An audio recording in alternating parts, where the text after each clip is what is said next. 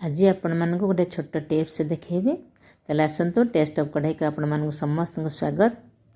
आम मैंने साधारणतः परिबा किणी आनी फ्रिज रो परिबा बास्केट रे सब गुड़ को मिसेक रखिदेव।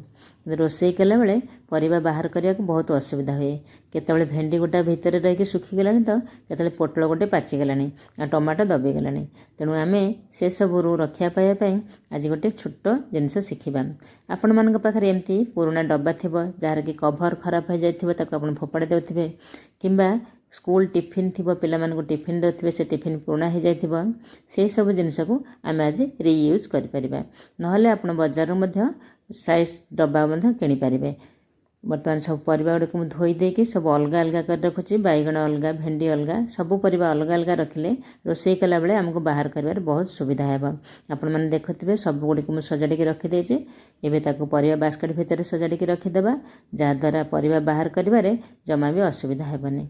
जदि भिडियोटी आपण मानक भल लगी तब लाइक करेंगे और शेयर करेंगे। आपण मैंने एमती परिबा गुड़िक सजाड़ी रखु देखिए रोसई करिया को बहुत खुशी लगे।